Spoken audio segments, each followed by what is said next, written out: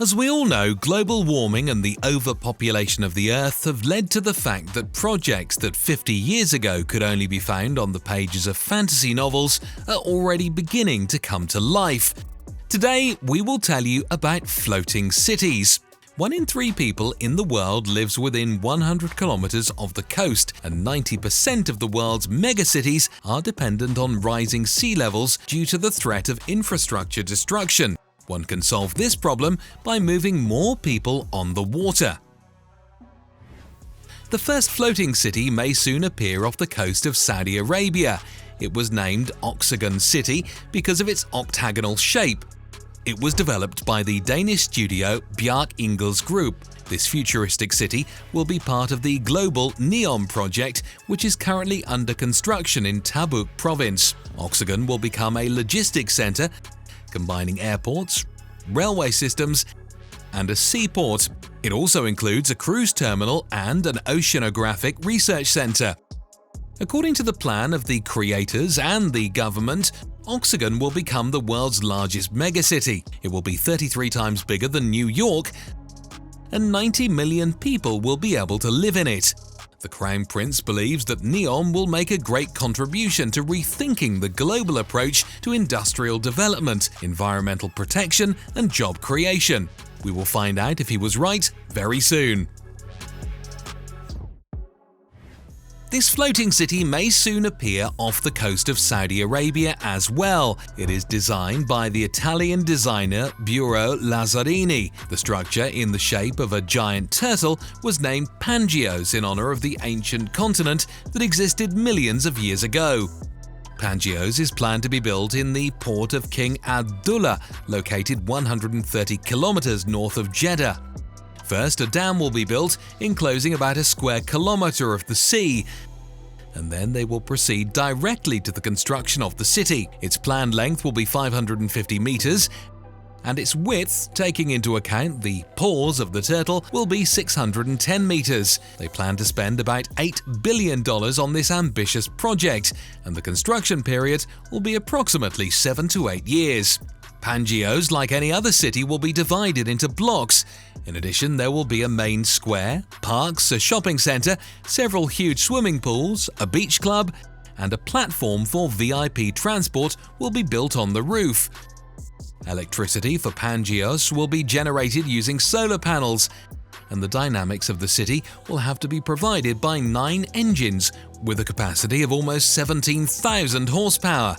In total, together with the service staff, 600,000 people will be able to live here. And now we have the most interesting thing. Even today, anyone can order a virtual cabin in a floating city for themselves, and the invested money will be used as collateral.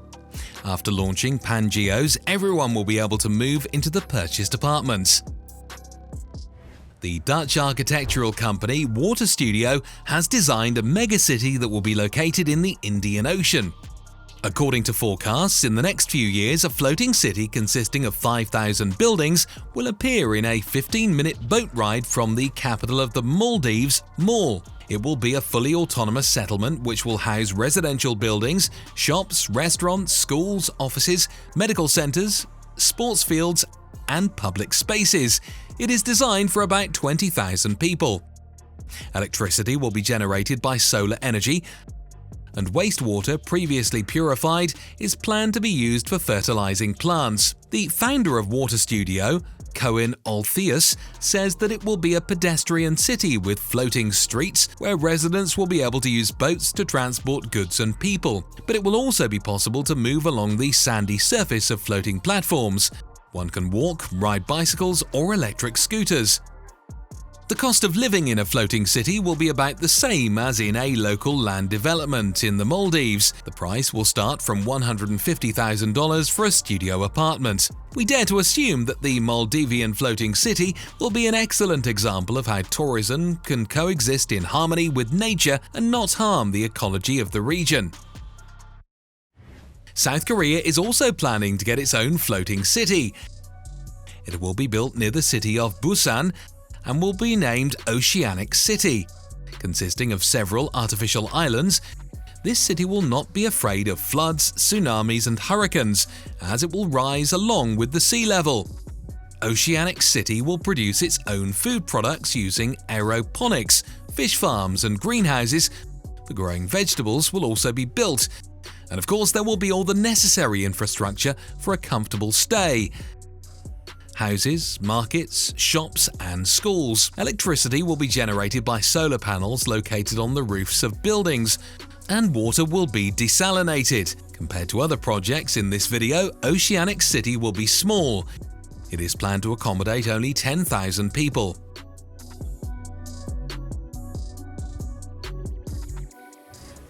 The Japanese company Eor plans to build an island called Dogen City by 2030. The city of the future will be able to withstand any possible sea level rise caused by climatic change. Perhaps of all of the floating cities we have considered, this one is the most unusual because in addition to the standard infrastructure, there will be its own spaceport. Dogen City will consist of 3 blocks, an above-water residential area, an underwater part where critical infrastructure will be concentrated, and an artificial bay formed by the outer circular part of a floating island. The city itself is designed for the simultaneous stay of 40,000 people, most of whom will be tourists, maybe even alien ones given the presence of a spaceport. Nothing is known about the location or the budget of the project yet, but for a comfortable stay, people will have everything they need here, including schools, sports grounds, parks, stadiums, hotels, offices.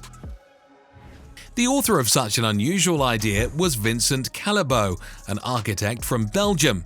Eor City will be built off the coast of Brazil next to the country's second largest city, Rio de Janeiro. Algae and a special composite material created from recycled plastic waste will be used for its construction. Moreover, all this will be made using a 3D printer. The buildings will resemble huge jellyfish in their shape, and 20,000 people will be able to stay in such a residential settlement.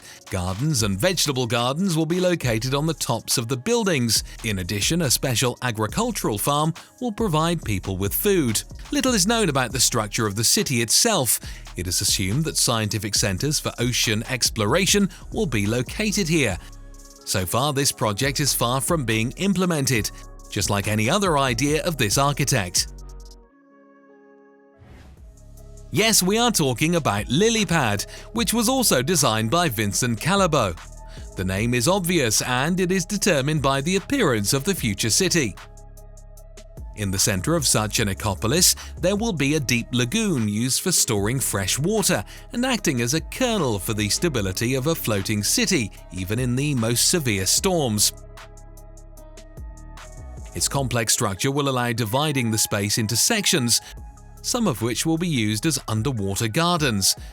Since the walls of the lagoon will be hollow and transparent, there will be sites for observing and exploring the underwater world, including observation galleries, institutes of oceanography, and various biological stations. 3 radial bays with berths for yachts and fishing trawlers will be located along the perimeter of the Lilypad. It is assumed that seafood and fruits and vegetables grown in the city will become the basis of nutrition for its residents, which will allow them to be completely autonomous and not depend on external food supplies.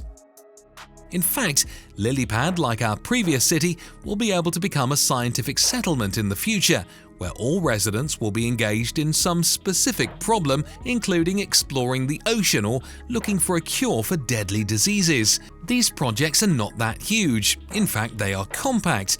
They can be built in an infinite number and populated by like-minded people. Aus Island is something in between a luxury yacht and an apartment building, and since each individual vessel can be docked with others, the result is a real floating settlement. The idea of building these houses on the water belongs to the Austrian architect Gabor Ursus. Each ship is 37 meters long and 21 meters wide. The space is organized comfortably and is intended to provide the maximum level of enjoyment. On the lower deck there is a cinema, a karaoke bar and a spa. Aus Island can be operated by only 4 people and can comfortably accommodate up to 15 passengers. These houseboats are completely autonomous. Solar panels generate electricity, heat recovery from seawater is used for heating and air conditioning, and waste is stored in sealed compartments. The approximate cost of such an island is $6.5 million, and according to the creators of the project, they already have the first customers.